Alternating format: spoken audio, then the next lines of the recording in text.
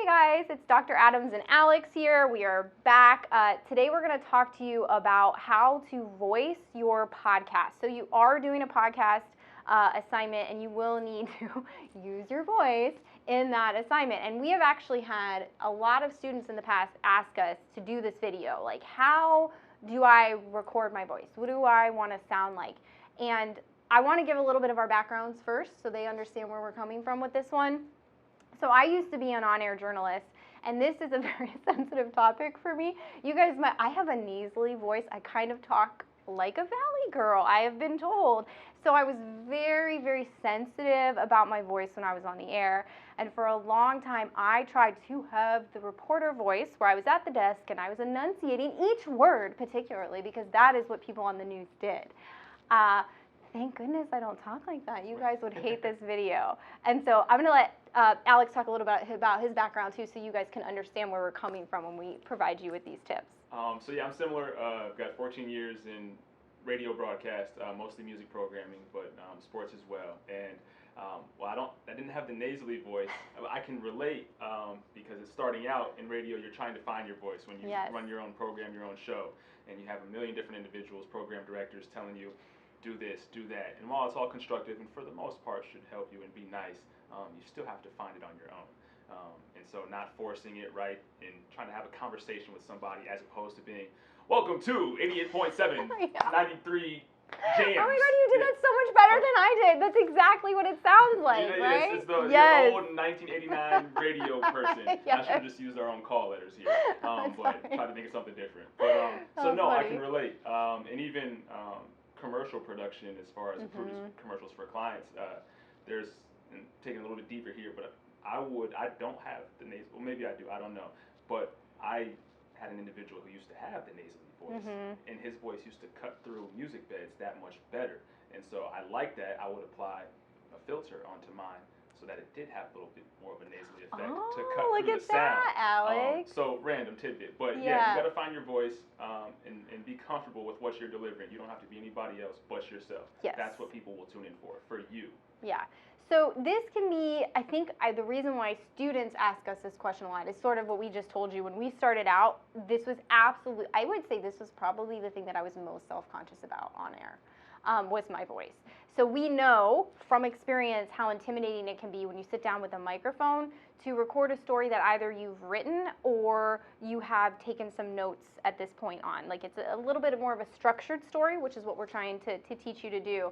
So that can be rough because it's not like you're not really having a conversation, but you want it to sound like you are having a conversation. I think Alex's first piece of advice is the same one that I would give, and that is to be yourself. Yes. To just talk, even though you're reading something, to talk as if you are talking to a friend. And so you might need to practice that a little bit, and there's a balance between, you don't want to come off as stiff, right, but you don't want to come off as like rambling and not prepared either, right? That's that story structure piece that you'll need to have with this particular assignment. But if you're going to be on air, that you're going to want to have as well. And to piggyback on that, Dr. Adams, to piggyback on that, Dr. Adams, read what you have several times. Read it. The more that you read it, the more preparation, more practice you put in, you'll be able to deliver it the best way possible. Maybe you read it in front of a family member or a friend who you're comfortable with, or if you don't have anyone available, put a photo up of somebody that you're close with, and read it. And then when it comes time to actually record it, and you may mess up several times, you may get it on the first go, but you'll be prepared and you'll feel that much more confident before you do press record. Oh my gosh, I agree with that 100%. I have a really good friend who's an anchor, and he said that he used to picture his grandma, that he was just talking to that one person behind the camera. He always, it's like, I had a good relationship with his grandma, but he's like, I would always imagine my grandma, and that was a way for me to read the stories on the teleprompter in a way that the viewer could feel like I was talking directly to them. So I think that that's really good advice. I also would say, and this comes before the recording, but write the way you talk. So Alex had mentioned this earlier, you don't have to have, this does not have to be grammatically correct when you turn in your script. Some of you might just write down notes in the story narrative. You might not have it word for word. So that way, as you practice, I think you'll be able to more naturally tell that story as opposed to kind of trying to stick to a script. That can be tough. Yes. Yeah, when Uh, especially, yeah. Because if you mess up, right, you're like, oh no, I got to start all over. If you're just telling a story, you just keep going. Just keep rolling with the punches. Yes. Right, for sure. That extemporaneous conversational delivery. Yep, that's what we're looking for. And I would say, I think the idea of practicing is really good. Please do that before you hit record. I do think that that's going to help you a ton.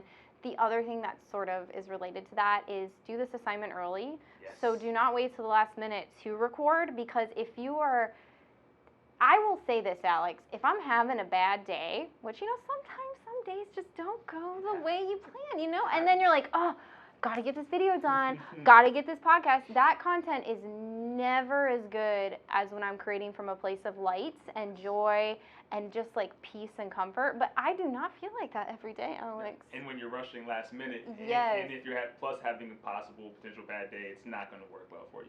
Right, so you got to get done what you got to get done, but this is going to be a much more pleasurable, fun experience for you. If maybe you go in and you try to record and you get really frustrated, I'm speaking from complete personal experience. You might just need to hang it up, and if you give yourself that space, you can do it another day. So that's another piece of advice. Take the pressure off yourself. Again, I'm going to go back to a comment I made in a previous video, but play. This is fun. There is no pressure here. This is just for you to make something that you feel proud, to do something, to create something that you can feel proud of. So I want that process to not be stressful. Yeah. Good luck.